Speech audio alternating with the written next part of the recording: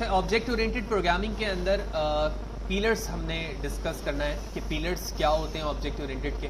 तो पिलर्स से मुराद यहाँ पर एक बेस है कि आप किन चीज़ों को यूज़ करते हुए कह सकते हैं कि हमारा प्रोग्राम जो है ऑब्जेक्ट ओरिएंटेड पर बेस करता है। ठीक है, तो pillars of object oriented encapsulation, polymorphism, inheritance and abstractions, ये एक बेसिक्स पिलर्स हैं। तो इन पिलर्स को हम डिस्कस करेंगे। सबसे पहले हम इनकैप्सुलेशन को देखते हैं। इनकैप्सुलेशन से मुराद क्या है? इनकैप्सुलेशन से मुराद है जिस तरह से एक कैप्सूल के अंदर उसके इंग्रेडिएंट इनकैप्सुलेट हुए हुए होते हैं, बाइंड होते हैं, यानी उसके अंदर इनक्लोज होते हैं, बिल्कुल इसी तरह प्रोग्रामिंग के अंदर भी किसी वेरिएबल्स या फंक्शन की बाउंड्री को डिफाइन करते हैं। ठीक है, तो जब आपने किसी फंक्शंस या वेरिएबल की बाउंड्री को डिफाइन कर दिया तो आपने उसे इनकैप्सुलेट कर दिया, टेम्परेरी हाइड कर दिया। तो इसी चीज़ को हम इनकैप्सुलेशन का नाम देते हैं और इसी चीज़ को हम अपनी प्रोग्रामिंग में इम्प्लीमेंट करते हैं कि किसी वेरिएबल की बाउंड्री क्लास के अंदर या मेथड के अंदर हो सकती है या नहीं, क्लास के अंदर हो सकती है या नहीं, या क्लास के बाहर हो सकती है या फिर नहीं। तो C# के अंदर इस चीज़ को डिफाइन करने के लिए हम पब्लिक एक्सेस मॉडिफायर का इस्तेमाल करते हैं। फिर इसी तरह क्लास के अंदर जो जो चीज़ें होती हैं उसको भी हम कह रहे होते हैं कि इनकैप्सुलेट है, क्योंकि उसकी बाउंड्री क्या होती है, क्लास के अंदर होती है। तो पाइथन पे देखते हैं कि हम इनकैप्सुलेट को किस तरह से परफॉर्म कर रहे होते हैं। तो इनकैप्सुलेशन में सबसे अहम पार्ट जो है वो लोकल एंड ग्लोबल इंस्टेंस या वेरिएबल का। अगर मैं बात करूं कि एक क्लास के अंदर एक फंक्शन मौजूद है और उस फंक्शन के अंदर एक वेरिएबल है, तो इसका मतलब ये है कि वो लोकल वेरिएबल है क्योंकि वो एक फंक्शन के अंदर मौजूद है। लेकिन अगर मैंने उसी क्लास के अंदर एक वेरिएबल दिया लेकिन फंक्शन के बाहर रखा वेरिएबल को, तो इसका मतलब है वो वेरिएबल ग्लोबल है। अगर मैं उस ग्लोबल वेरिएबल को चेंज करूंगा तो जहां जहां उसे इस्तेमाल किया जा रहा है सारे चेंज हो जाएंगे। लेकिन अगर मैंने लोकल को चेंज किया तो जहां पर उसे यूज किया जा रहा है सिर्फ वो हिस्सा चेंज होगा, बाकी इसे पार्ट में जहां जहां वो इस्तेमाल हो रहे हैं वहां पर चेंजेस नहीं आएंगे। तो उसे प्रैक्टिकली देखते हैं। तो सबसे पहले मैंने लोकल इंस्टेंस के हवाले से यहाँ पर बताना है। मैंने एक क्लास बनाई, इसका नाम रखा कार ऑटो। इसके बाद एक वेरिएबल लिया जिसका नाम है व्हील 4। हमें पता है कि ये क्लास के अंदर है लेकिन फंक्शन के बाहर है, लिहाजा मैं कह सकता हूं कि इस वक्त ये क्या है, एक ग्लोबल वेरिएबल है। लेकिन अगर मैं अपने कंस्ट्रक्टर की बात करूं तो इसमें जो मॉडल मौजूद है वो इस वक्त एक लोकल इंस्टेंस के तौर पर काम कर रहा है। ये फंक्शन बनाने के बाद, यानी ये क्लास बनाने के बाद मैं इसे एग्जीक्यूट करता हूं और कार ऑटो के नाम से मैंने दो ऑब्जेक्ट क्रिएट किए हैं। एक का नाम है CA1, एक का नाम है CA2। ठीक है, हम जानते हैं कि हम एक क्लास के मल्टीपल ऑब्जेक्ट बना सकते हैं, जितने चाहे ऑब्जेक्ट बना लें।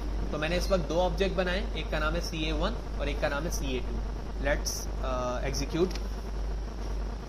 इसके बाद मैंने CA1 में मॉडल का नाम B147 से क्या कर दिया है, A147। तो इसका मतलब ये हुआ कि चेंजेस सिर्फ और सिर्फ CA1 के मॉडल में हुई है, CA2 के मॉडल में चेंजेस मैंने नहीं की है। क्यों? क्योंकि मैं सिर्फ और सिर्फ इसके अंदर चेंजेस कर रहा हूं जो कि लोकल वेरिएबल।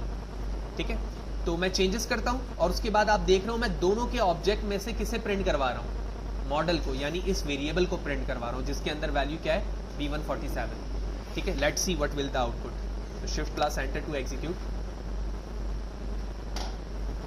तो आप देख रहे हो CA1 डॉट मॉडल की वैल्यू लिखी आ रही है 1A-147, जबकि CA2 की वैल्यू क्या लिखी हुई आ रही है, B-147।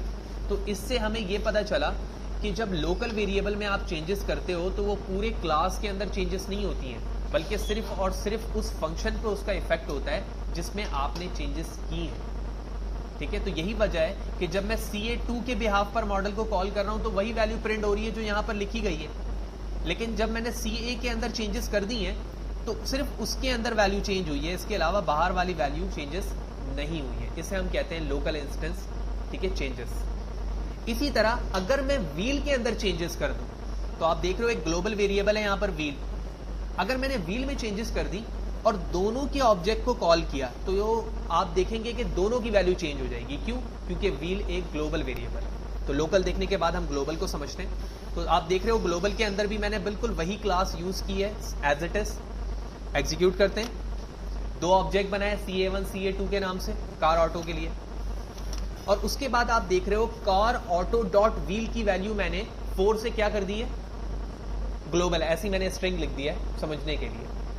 फिर मैंने लिखा CA dot model comma CA1 dot wheel, यानी मैंने ऑब्जेक्ट 1 के बिहाफ पर मॉडल की वैल्यू इस वक्त क्या है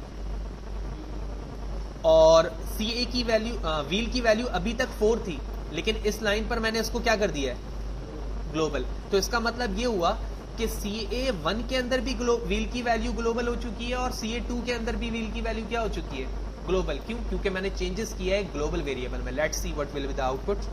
shift plus enter to execute and it's change. आप देख रहे हो व्हील की वैल्यू 4 थी और दोनों लाइनों पर वो वैल्यू क्या लिखी हुई आ रही है इस वक्त ग्लोबल, क्योंकि मैंने उसमें चेंजेस क्या कर दिया है ग्लोबली कर दिया। तो इस सेशन पे हमने दो अहम चीज देखी इनकैप्सुलेशन से रिलेटेड कि हम लोकल इंस्टेंस में चेंजेस करते हैं तो सिर्फ उस ऑब्जेक्ट के अंदर चेंजेस आती हैं जिसके जरिए आपने वो काम करवाया है, लेकिन अगर ग्लोबल पे आप चेंजेस करें तो जितने ऑब्जेक्ट बनाए आप उस क्लासेस के सब में वो वैल्यू क्या हो जाएगी चेंज हो जाएंगी। और इसे हमें प्रैक्टिकली भी यहाँ पर देखा।